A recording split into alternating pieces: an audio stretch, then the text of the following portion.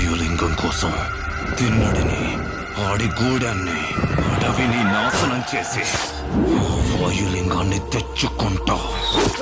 ఆ తిన్నడు సామాన్యుడు కాదు. అతన్ని దాటి వాయులింగాన్ని చేరడం అసాధ్యం.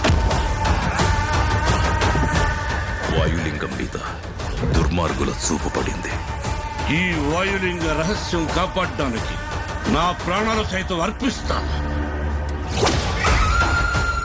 ఈ గూడెంలో ఏ బిడ్డకి ఆపద రానివ్వను. ఇది నా ఆన, తిన్నడి ఆన.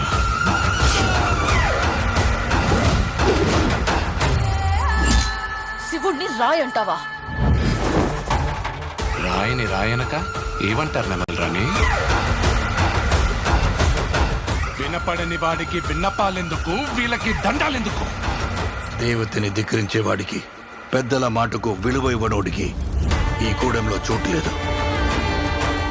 ముందా రాయిని తీసుకెళ్లి అడవిలో పడేస్తే గానీ నీకు పిచ్చి తగ్గదు. తప్పు మామ, అలా అనకూడదు. ఇలాంటి వాడు మీకు గొప్ప భక్తుడవుతాడని నమ్మకం ఏంటి ప్రభు? నీతో పాటే నేను ఆ సమయం కోసం ఎదురు చూస్తూ ఉన్నాను.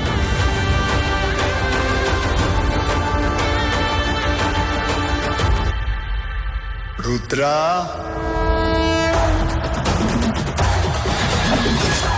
ఎవరు నువ్వు?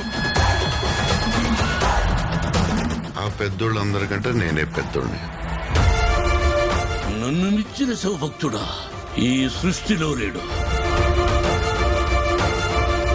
ఏమో అనుకున్నాను. నువ్వు నీ దేవుడు తోడు దొంగలే.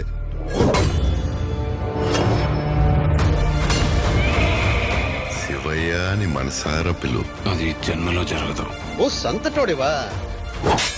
వెలిబిచ్చలో నీకన్నా గొప్పవాడొకడు ఉన్నాడని తెలిసి అతని బొట్టని పిల్ల తెప్పొట్టించింది నువ్వే కదా. వెళ్ళబోయ్యా, వెళ్ళిక నుంచే.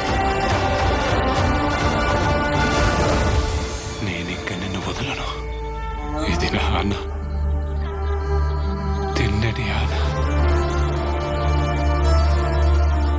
శివలీల.